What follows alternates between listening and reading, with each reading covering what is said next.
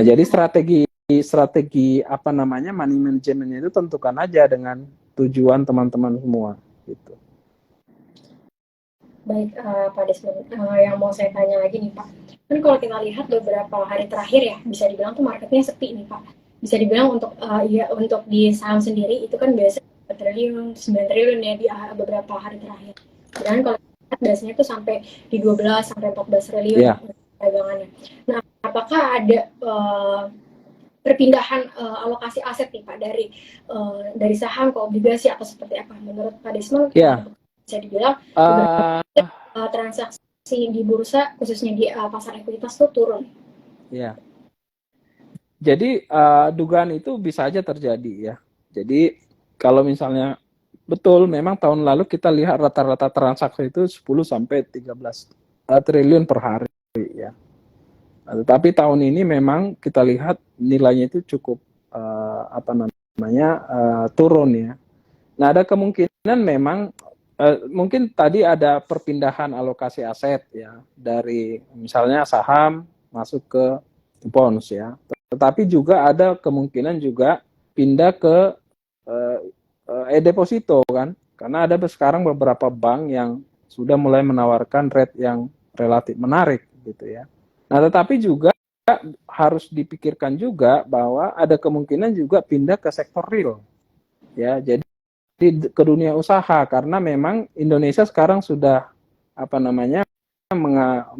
mengakhiri PPKM kan, dan kita lihat bisnis itu sekarang sudah bergerak, apalagi sekarang mobilitas sudah hampir seluruhnya itu bergerak di mana-mana ya. Nah, jadi ada kemungkinan sekarang itu juga dana itu bisa berpindah ke sektor usaha ya.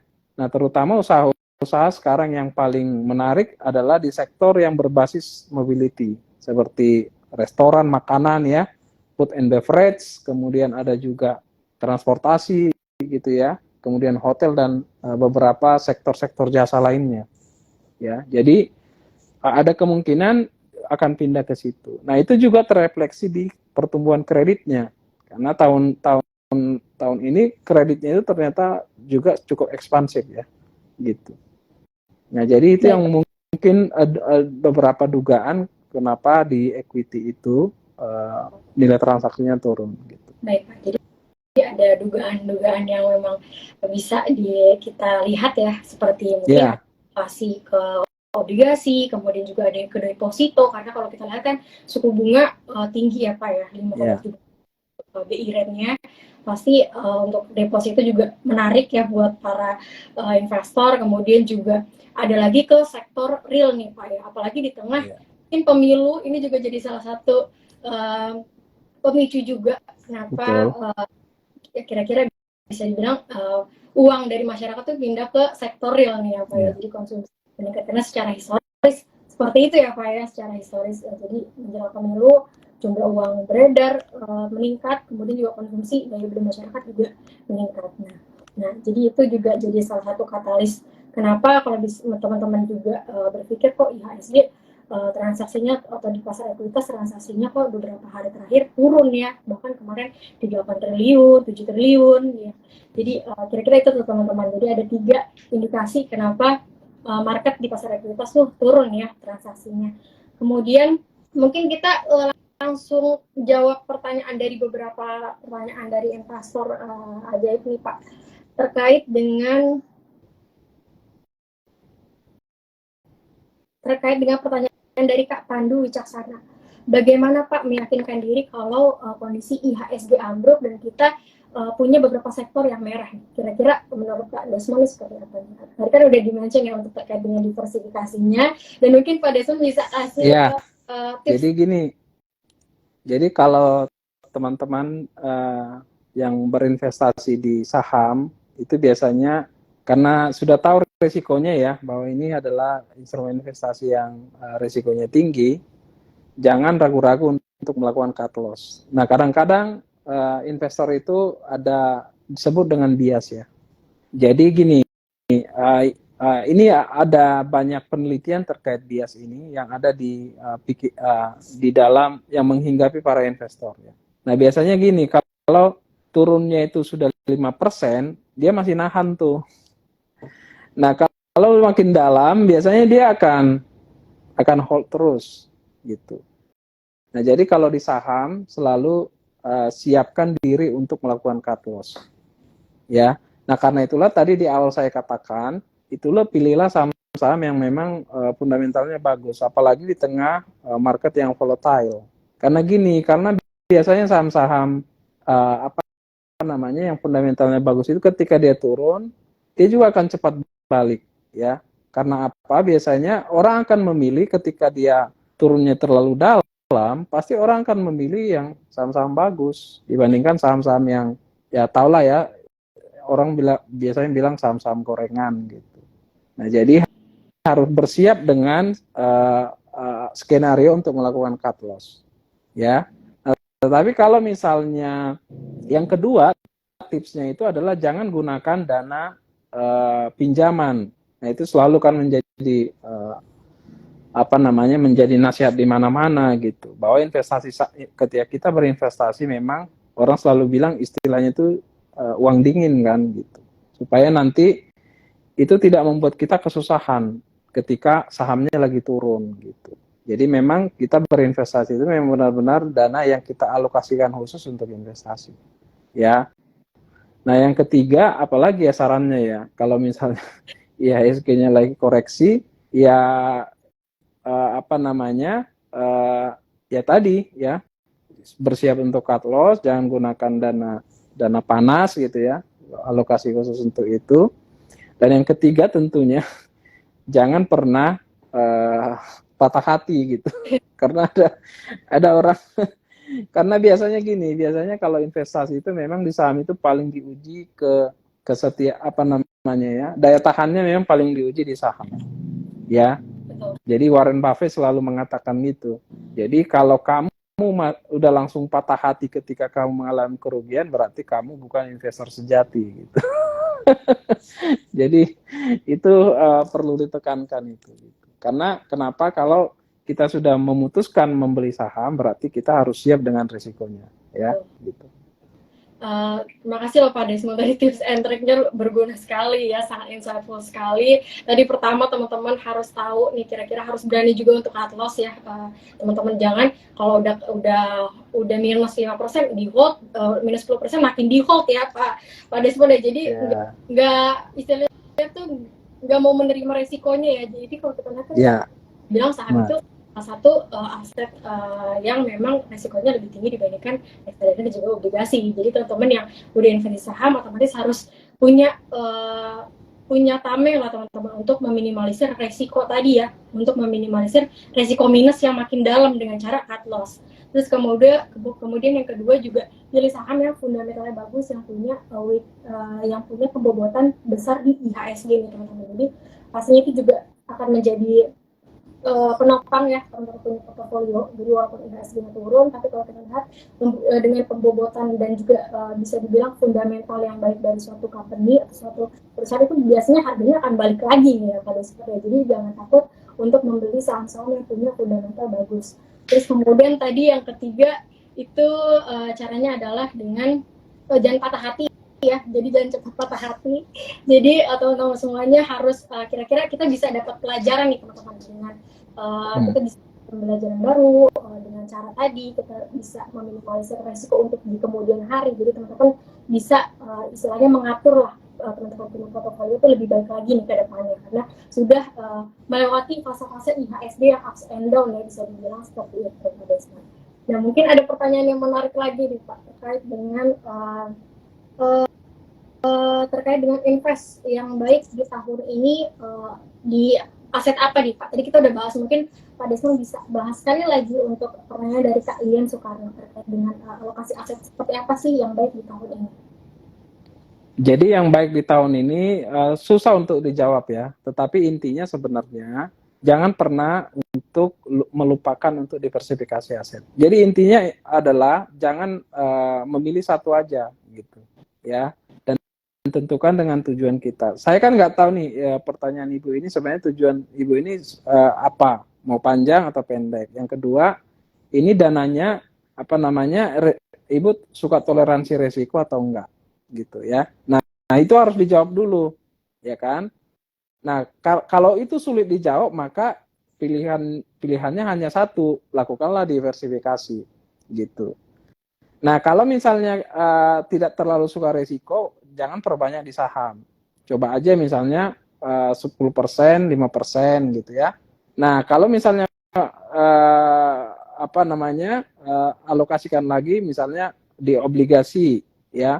Nah, biasanya obligasi retail ya yang dikeluarkan pemerintah. Nah, atau sebagian kalau misalnya tidak terlalu suka resiko, ya taruhlah di reksadana. Terutama kalau reksadana yang berbasis pasar uang ya gitu. Jadi intinya sebenarnya apakah bisa ditaruh di emas, ya bisa aja gitu kan, bisa aja gitu. Jadi tidak ada yang benar-benar investasi itu nggak ada yang benar-benar baik semuanya gitu. Hanya itu bisa kita siasati dengan tadi, lakukanlah diversifikasi. Nah, kalau misalnya kita melihat kayaknya nggak tumbuh-tumbuh nih, gitu kan. Nah, jangan sungkan-sungkan untuk melakukan pengalihan gitu. Jadi dicairkan, masukkan ke yang bisa memberikan return yang menarik gitu. Nah, atau kalau misalnya ada usaha, bisa juga dimasukkan di usaha yang berbasis real kan. Jadi semua potensi-potensi return itu bisa kita lihat gitu. Baik Pak, jadi intinya harus diversifikasi, lihat lagi tujuan kita seperti apa, terus juga profil resiko kita seperti apa, baru nanti kita bisa menentukan kira-kira aset alokasi yang cocok untuk tipe investor yang seperti kita ini ya Pak ya. Jadi memang harus mengenali kira-kira tadi ciri-cirinya ya, profil resiko, kemudian juga apakah tipe investor yang long term atau yang short term, kemudian juga teman-teman harus lakukan namanya diversifikasi, itu penting sekali untuk meminimalisir yang namanya resiko yang terjadi di investasi, karena pasti di setiap investasi ada resikonya ya Pak Desmond ya. Jadi dengan cara diversifikasi kita bisa meminimalisir. Nah ini ada pertanyaan menarik juga nih Pak Desmond terkait dengan makro ya. Ini dari Kak Chiang Mai .house ya, terkait dengan kalau dolar Amerika ambruk gimana Pak? Apakah akan terjadi krisis global? Nah, mungkin Pak Desmond bisa jelaskan. Enggak. Jadi dalam sejarahnya dolar itu tidak pernah ambruk. Kenapa? Karena dolar Amerika itu di dalam transaksi keuangan atau transaksi barang dan jasa perdagangan global ini sekarang masih banyak dipakai, ya. Jadi logikanya kalau itu masih banyak dipakai, apakah dia akan ambruk? Kan enggak. Ya, bahkan tahun lalu ketika ada naga-naganya ekonomi dunia kan krisis, ya kan, dolar itu malah menguat loh, menguat sendirian juga. Dolar itu tahun lalu menguat sampai 20% sempat. Meskipun di akhir-akhir tahun kita lihat penguatannya hanya sekitar 10-11%. Jadi kita melihat selama Amerika itu masih menjadi rujukan kekuatan ekonomi, maka dolar itu akan dicari orang. Bahkan ketika ekonomi lagi krisis, maka orang biasanya kemana sih dikonversi duitnya? Pasti ke dolar kan. Jadi bisa jadi indikatornya sebenarnya kalau dolarnya menguat, ada kemungkinan memang ada krisis global. Terlalu menguat ya. Biasanya dolar itu dalam posisi normal, ekonomi normal, ya paling dia menguatnya sekitar 5%-an. Kalaupun dia melemah, ya kan biasanya sih ada kemungkinan kalau ekonomi Amerika, logikanya kan kalau ekonomi itu lagi resesi, harusnya nilai tukarnya itu melemah kan. Indonesia pernah mengalami itu tahun 98, 2008 segala macamnya. Ekonominya lagi melemah, pasti nilai tukar itu karena orang melepas nilai tukar itu. Nah masalahnya dolar itu kan dibutuhkan. Saya tanya sekarang, kalau orang mau impor minyak Indonesia, pakai apa? Pakai dolar kan? Nah pasti Indonesia butuh dolar. Nah kalau dolar terus masih dibutuhkan, pasti dolarnya itu akan menguat, bukan ambruk, bukan melemah gitu. Nah apakah kalau krisis global itu tidak dilihat dari dolarnya gitu. Jadi krisis global itu ada indikator-indikator lain yang mempengaruhinya. baik Pak Desmond. Mungkin kita punya pertemuan ini udah mulai menuju ke akhir nih Pak Ade. Mungkin Pak Desmond bisa kasih closing statement buat investor ajaib sekuritas, dan mungkin Capital Asset Management juga punya produk yang mungkin diunggulkan ya oleh Capital Asset Management, khususnya yang memang ada di platform ajaib nih Pak. Mungkin Pak Desmond bisa. Ya, jadi terima kasih teman-teman sudah menyediakan waktu untuk mengikuti IG Live kita. Jadi kami sebagai pengelola dana selalu menekankan agar sedini mungkin ya kita menyisihkan dana untuk investasi ya. Jadi sebenarnya banyak aset-aset yang bisa kita gunakan untuk mengembangkan dana yang kita miliki ya. Nah, apa sebenarnya tujuan investasi? Tujuan investasi sebenarnya cuma satu, supaya di masa depan kita itu tidak istilahnya sekarang itu sandwich generation gitu ya. Jadi membebankan kebutuhan finansial kita di masa tua kepada generasi di bawah kita. Gitu. Sebenarnya tujuannya cuma itu, ya. Nah, sehingga dana kita itu terus berkembang, ya. Nah, karena kalau kita dan usahakan adalah dalam prinsip investasi itu adalah usahakan dana itu adalah kita memang memilih aset-aset yang berkualitas, ya. Jadi jangan gunakan dana kita untuk misalnya membeli aset-aset yang nggak berkualitas seperti saham gorengan segala macam. Nah, usahakan punya perspektif yang lebih panjang, ya. Bahwa kita sedang menanam pohon dan pohon itu tidak akan mungkin kita dapatkan buahnya tanpa kita mengikuti waktu, ya.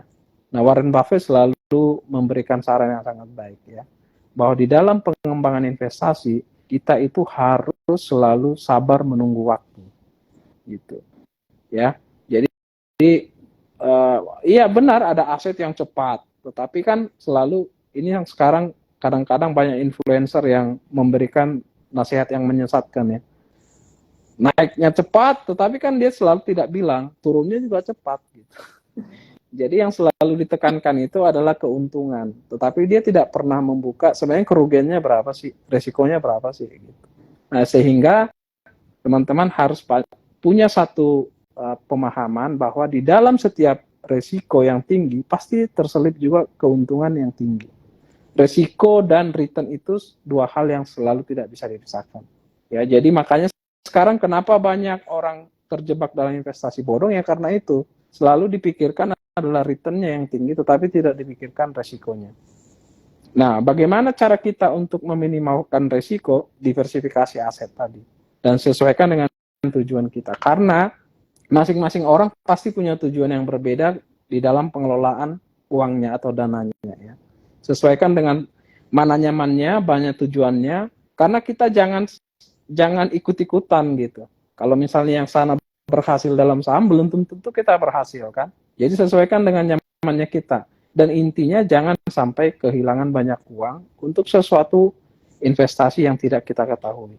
Ya, jadi Warren Buffett selalu katakan jangan membeli kucing dalam karung.